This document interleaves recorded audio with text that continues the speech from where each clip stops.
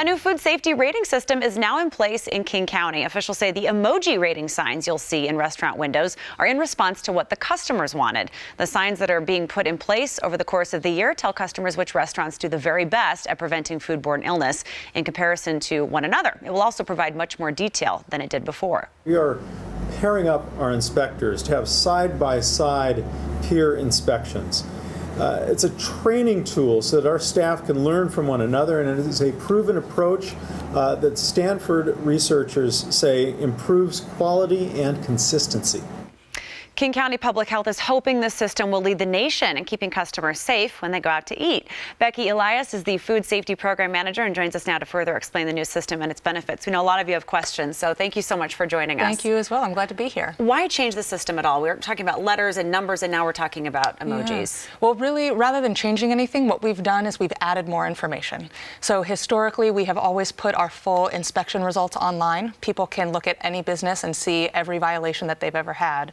And what we heard from people was that they wanted an additional tool and an additional piece of information where they could walk by a restaurant and at a glance just see a sign in the window and help them decide if they wanted to eat there or not. How should we interpret these signs? I mean, some people might interpret things a little bit differently. If I see a kind of a meh smiley face, what should I assume when I see that? Yeah, I think the most important thing for people to realize is that we hold all of our businesses to the same standard, and the base point of these signs is assuring people that the business has met the minimum standard to operate.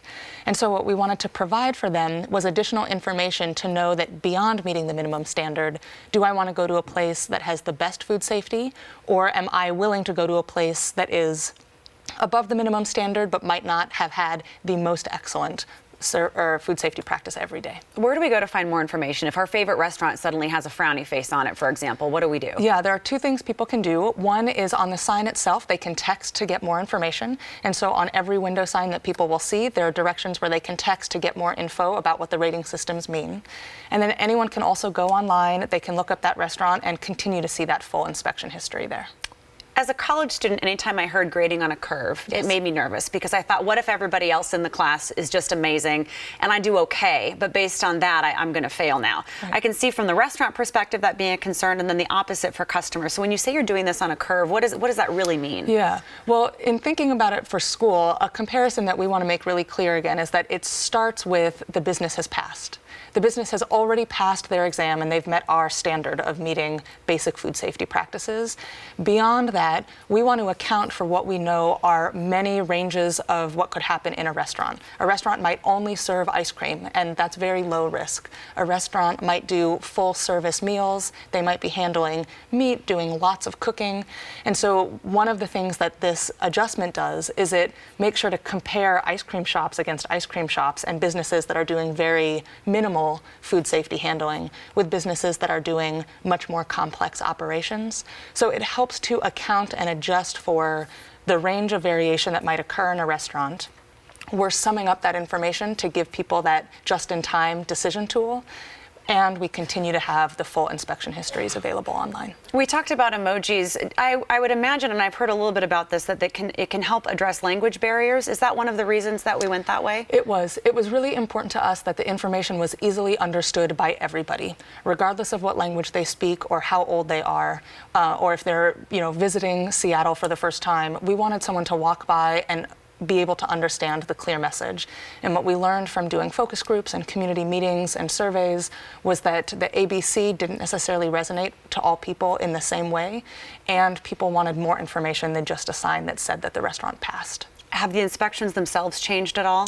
They have only improved. So we continue to look at all of the same critical food safety practices. We look for hand washing, we look for temperature control, we look to make sure that they maintain a clean and sanitary kitchen.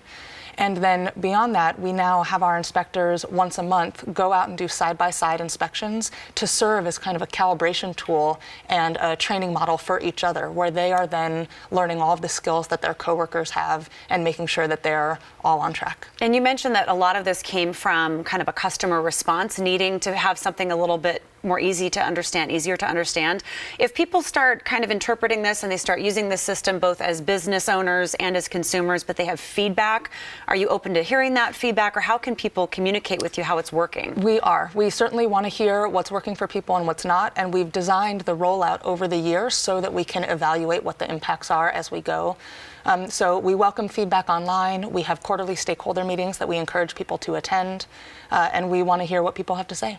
Becky Elias, great insight. Thank you so much. Thank you. Happy to be here. And again, for everybody who's watching, in case you missed it at the beginning, there is a way that you can look at the sign in your favorite restaurant's window, and you can text or find more information if you start to find it a bit confusing. So there is a way to feel empowered in this a little bit. Absolutely.